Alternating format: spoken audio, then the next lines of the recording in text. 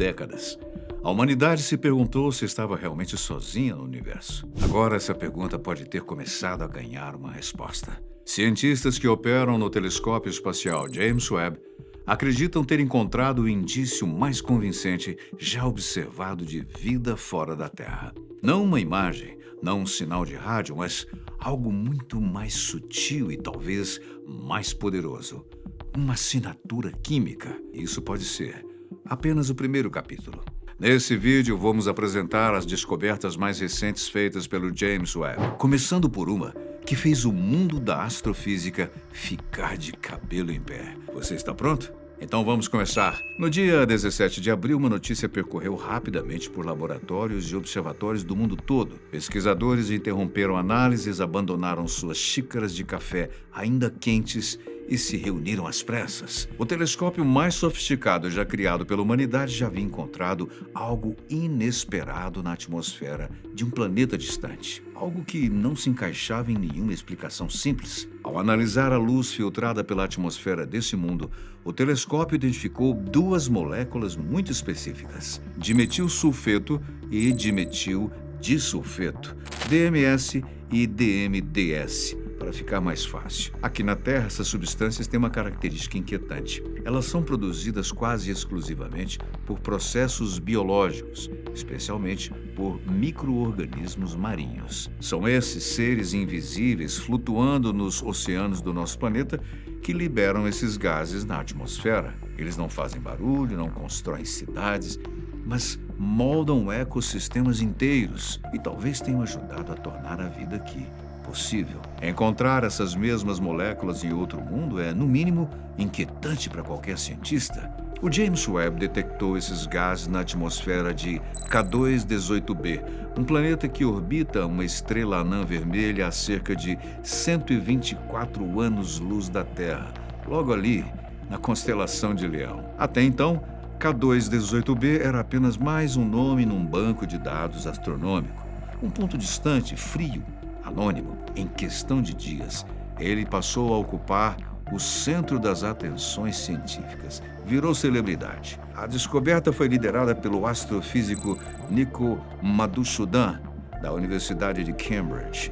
Ao analisar os dados, ele e a sua equipe chegaram a uma conclusão desconcertante. Aquelas moléculas simplesmente não deveriam estar ali em quantidades detectáveis, a menos que algo estivesse constantemente produzindo-as. Algo vivo. Bem, ainda é cedo demais para afirmar que encontramos vida fora da Terra. A ciência avança com cautela e hipóteses extraordinárias exigem evidências extraordinárias. Mas não pela primeira vez, não estamos mais falando apenas de zonas habitáveis ou de água líquida em potencial. Não, estamos falando de química ativa, de processos em andamento, de um planeta que talvez não seja tão silencioso quanto tem parecido ser até hoje. Se isso for confirmado, a descoberta não mudará apenas os livros de astronomia.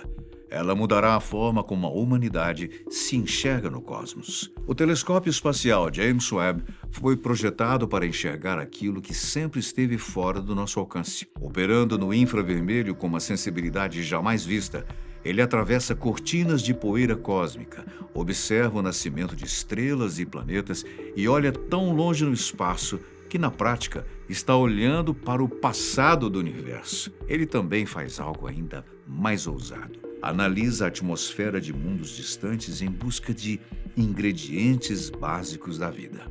E dessa vez, parece que ele encontrou o que ninguém esperava encontrar tão cedo. Mesmo assim, a ciência respira fundo antes de comemorar. Os pesquisadores identificaram o que pode ser o sinal mais promissor já registrado de vida fora do sistema solar. Mas não houve festa, não houve um anúncio triunfal, nem manchetes declarando "não estamos sozinhos". Não, nenhum organismo alienígena apareceu acenando para a câmera. Nenhuma forma de vida deixou uma assinatura clara dizendo "estamos aqui" ou "estivemos aqui". O que existe por enquanto é algo muito mais sutil, uma possível bioassinatura. Uma pista frágil, mas que brilha no escuro. Um convite explícito para olharmos com mais atenção. Os gases dimetilsulfeto e dimetildisulfeto podem identificar vida? Sim, podem. Na Terra, essas moléculas estão fortemente associadas a processos biológicos, como eu já tinha dito. Mas K218b está longe demais para qualquer confirmação direta. Não há como pousar uma sonda, coletar amostras ou observar micro-organismos ao microscópio. Ainda assim, até os cientistas mais cautelosos admitem: nunca estivemos tão perto de algo que realmente se pareça com um sinal de vida além da Terra. E o planeta de onde esses sinais vêm não é nada comum. O K218b pertence a uma categoria rara de planetas, conhecida como subnetunos.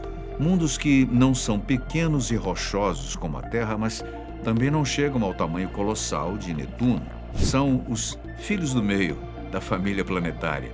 Estranhos, pouco compreendidos e, recentemente até pouco tempo, ignorados. Este, em particular, tem cerca de 8,6 vezes a massa da Terra e um diâmetro aproximadamente 2,6 vezes maior. Ele orbita tranquilamente dentro da zona habitável da sua estrela, uma região onde a temperatura pode permitir a existência de água em estado líquido. Não é garantia de vida, mas é o tipo de condição que faz os astrônomos se inclinarem para frente na cadeira e prestarem atenção. Se o universo estivesse contando uma história, K218b acabou de ganhar um papel muito maior do que parecia destinado a ele. Essa região do espaço é conhecida como Ponto Cachinhos Dourados, famosa por não ser nem quente nem fria demais. Um intervalo delicado de temperaturas onde a água pode permanecer líquida e o que para os nossos padrões é como um sinal verde para prover a vida, pelo menos como nós entendemos. Mas calma lá, isso não significa que o restante do universo precise seguir a nossa lógica terrestre, né? Em outros mundos, organismos poderiam sobreviver em mares de metano, rios de lavas ou, sei lá, ambientes que para nós seriam absolutamente hostis. Nada impede isso. Só porque a biologia da Terra escolheu um caminho, não quer dizer que o K218b ou qualquer outro planeta que se assemelhe ao nosso precise também seguir a mesma cartilha, concorda? Mesmo assim, quando certos indícios começam a se acumular, fica difícil ignorar o que eles sugerem. E os indícios em K218b vêm se acumulando há algum tempo. Antes mesmo da detecção mais recente, o James Webb já havia identificado metano e dióxido de carbono na atmosfera desse planeta distante. Isso, por si só, já foi suficiente para animar a comunidade científica. Foram as primeiras moléculas baseadas em carbono confirmadas na atmosfera de um exoplaneta localizado dentro da zona habitável de uma outra estrela. A partir daí, os sinais passaram a se reforçar mutuamente, uma pista levando a outra. Um quadro começou a ganhar forma. Para muitos pesquisadores, o cenário mais plausível passou a ser o de um planeta capaz de abrigar alguma forma de vida marinha, ainda que microscópica.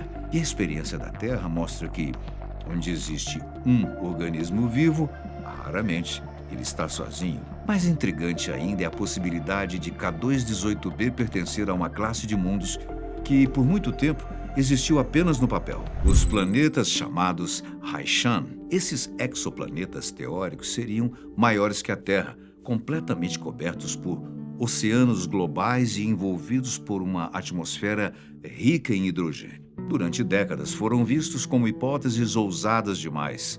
Encontrar um candidato real mudaria o quadro. Ainda não há confirmação definitiva, mas entre os cientistas cresce a suspeita de que K218b possa ser exatamente isso.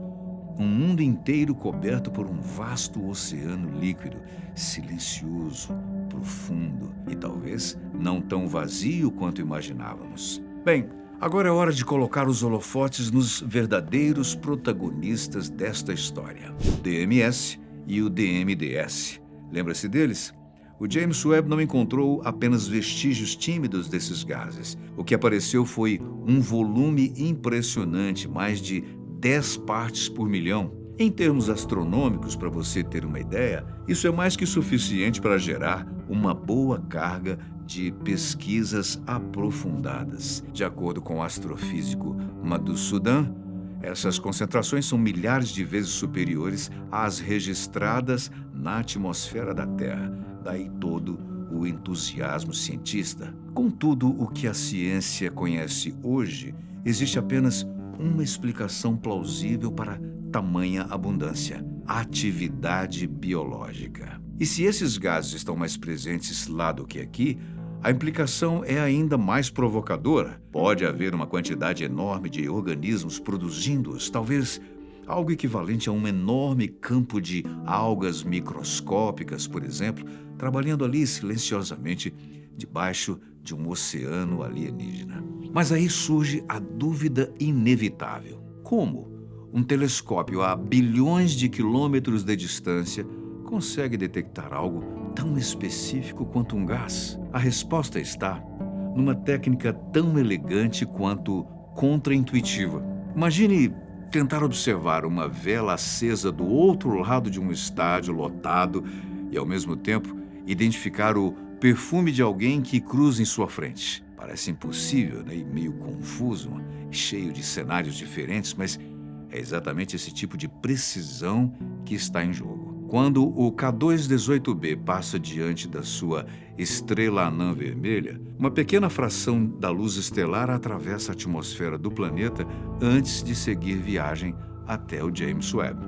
No caminho, as moléculas presentes ali absorvem comprimentos de onda muito específicos. O resultado são minúsculas interrupções no espectro de luz captado. Assim, agem como verdadeiras impressões digitais químicas. Ao analisar essas falhas, vamos dizer assim, quase imperceptíveis, os cientistas conseguem reconstruir a composição da atmosfera do planeta. É um trabalho extremamente delicado, uma tapeçaria que exige instrumentos absurdamente sensíveis, modelos sofisticados e uma paciência que beira o ritual científico. Mas ainda assim, funciona. E funciona bem. Essa técnica já permitiu analisar as atmosferas de inúmeros mundos distantes.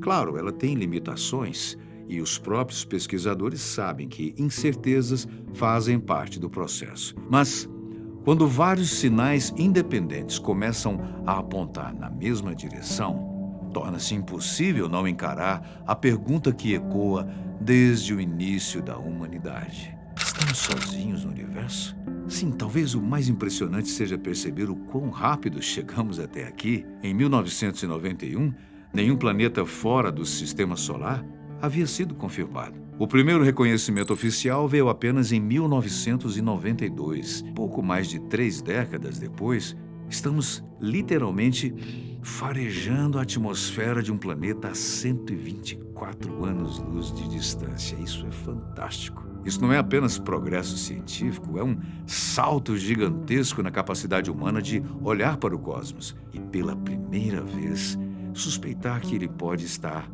olhando de volta para a gente. Quem sabe? Então, surge a pergunta: onde estaremos em, por exemplo, 2055? Estaremos observando o mundo distantes com a mesma naturalidade com que hoje consultamos a previsão do tempo? Alguém estará assistindo a um documentário sobre a fauna exuberante de K2-18b? Por que não? Narrado por uma bela voz grave e reconfortante que soa estranhamente familiar. O que hoje parece uma brincadeira pode envelhecer muito rápido. Afinal, o futuro começa a parecer menos fantasioso quando olhamos para o presente.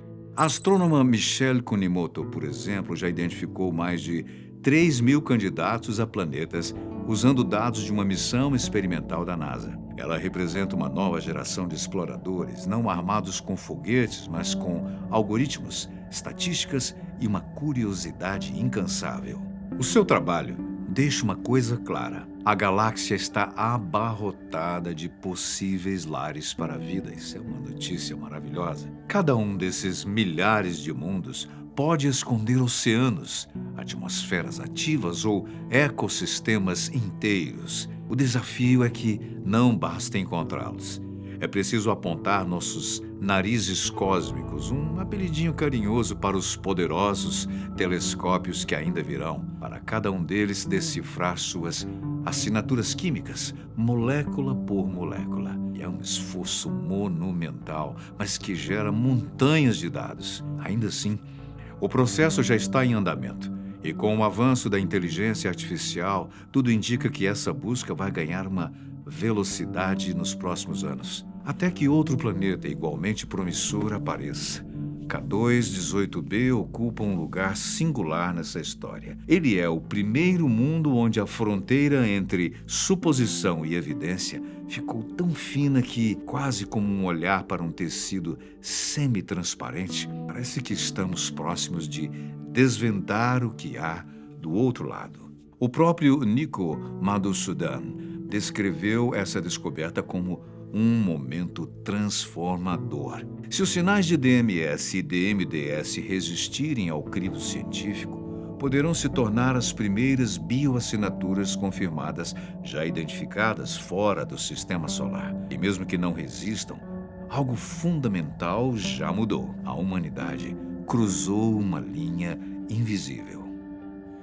Hoje temos as ferramentas, os métodos, e talvez o elemento mais importante, a ambição necessária para enfrentar a pergunta mais antiga de todas. Estamos sozinhos no universo? Descobertas acontecem o tempo todo. Novas ruínas surgem, doenças ganham tratamento, exoplanetas entram para catálogos cada vez maiores. Esse é o fluxo normal do conhecimento, mas de tempos em tempos surge uma descoberta diferente.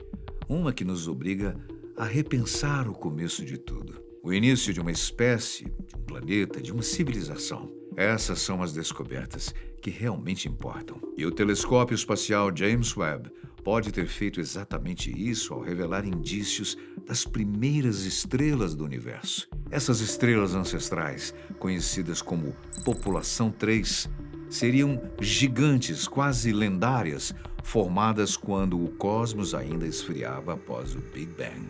Foram as primeiras a chegar, atravessando o palco cósmico enquanto o resto do universo ainda aprendia como funcionar. E ao encontrarmos seus vestígios, talvez estejamos mais uma vez olhando direto para o começo de tudo.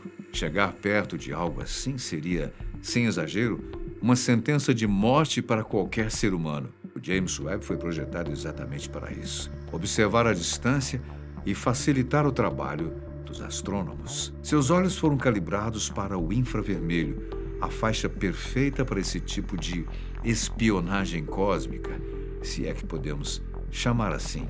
É preciso entender que a luz captada pelo telescópio espacial começou sua viagem bilhões de anos atrás, na forma de radiação ultravioleta. Desde então, foi sendo esticada pela expansão contínua do universo, até entrar suavemente na região infravermelha do espectro ao alcançar a Terra. O James Webb absorve esses fótons ancestrais da mesma forma que um pequeno vaso de plantas aproveita parte da chuva que cai das nuvens. Em termos simples, o Webb é a ferramenta ideal para observarmos o cosmos quando ele ainda era uma criança.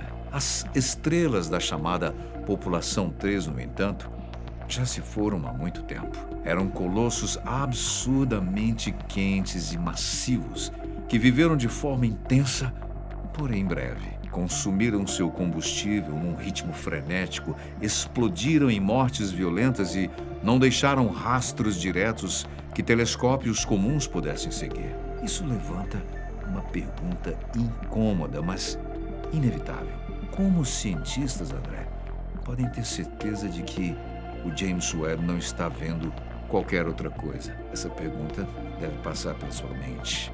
A resposta está nas chamadas impressões digitais espectrais. O astrofísico Elie Wiesball, da Universidade de Toledo, e autor principal do estudo sobre essas estrelas primordiais, explicou o processo numa linguagem técnica, ou, como ele mesmo brinca, em puro nerdês. Segundo Wiesball, o espectro do aglomerado conhecido como LAP-1b não revelava apenas fótons de alta energia. Revelava muitos deles em padrões extremamente específicos. As linhas de emissão observadas se encaixavam com precisão quase desconfortável nas previsões teóricas feitas para estrelas da população 3. Além disso, os dados indicavam objetos verdadeiramente gigantescos, cada estrela com cerca de 100 vezes a massa do nosso Sol. Curiosamente, e exatamente nessa faixa de tamanho, os teóricos esperavam encontrar essas estrelas primordiais.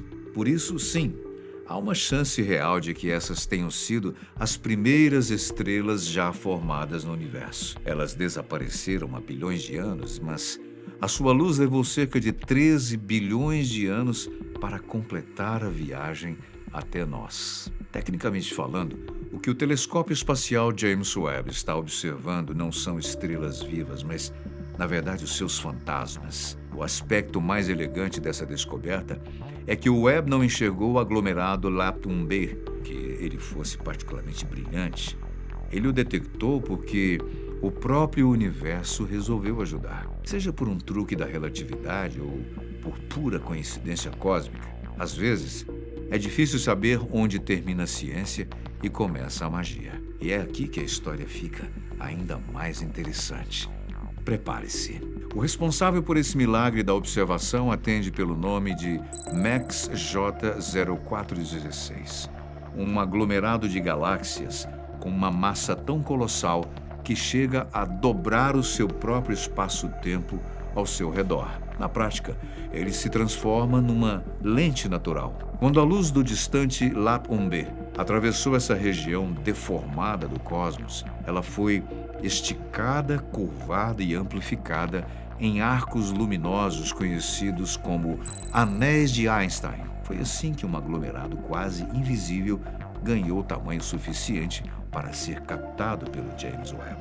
O fenômeno parece uma parceria improvável entre Albert Einstein e o próprio universo, um telescópio cósmico embutido na malha do espaço-tempo. Sem esse efeito de lente gravitacional, algo que continua sendo difícil de explicar mesmo para quem passou anos em salas de aula de astrofísica, o LAP-1 b teria simplesmente se perdido no pano de fundo escuro do cosmos. Teria desaparecido antes mesmo de ser notado. E encontrá-lo importa. E muito. Confirmar a existência de estrelas da população 3 seria como localizar as peças iniciais do quebra-cabeça da criação. Se essas estrelas realmente existiram como imaginamos, elas foram responsáveis por tudo o que veio depois. Galáxias, planetas e, sobretudo, os elementos químicos mais pesados que o hélio. Sem aquelas estrelas não haveria carbono, oxigênio, ferro, nem outras estrelas de segunda geração, nem mundos sólidos, nem vida. Essas estrelas foram literalmente a caixa de ferramentas do universo. Segundo o astrofísico Elie Wiesball, as estrelas da população 3 teriam se formado dentro de pequenas estruturas de matéria escura que funcionaram como andaimes invisíveis para a construção das primeiras galáxias. Ao desvendar as suas propriedades, os astrônomos conseguem observar como o universo começou a se organizar, como o hidrogênio e o hélio primordiais foram enriquecidos com novos elementos e como a evolução cósmica deu os seus primeiros passos hesitantes. É como descobrir os primeiros seres humanos e tentar reconstruir a sua origem, só que numa escala tão grande que faz a história da Terra parecer apenas um pequeno detalhe. Mas como quase sempre acontece na ciência, a empolgação vem acompanhada de cautela. Ainda não existe uma prova definitiva de que o James Webb tenha realmente identificado um aglomerado genuíno de estrelas da população 3. Por enquanto, esses colossos do universo primordial continuam habitando uma zona nebulosa entre teoria e observação, um território onde o mítico ainda resiste. Mais uma vez, o telescópio James Webb nos lembra de algo fundamental. Mesmo após quase 14 bilhões de anos, o universo não terminou de contar a sua história. E para deixar a coisa ainda mais interessante, a NASA já trabalha em um novo telescópio espacial que irá não substituir o James Webb, mas complementar o seu trabalho, usando uma tecnologia ainda mais avançada. O projeto até já tem um nome temporário: Observatório de Mundos Habitáveis. O que mais poderá vir por aí, hein?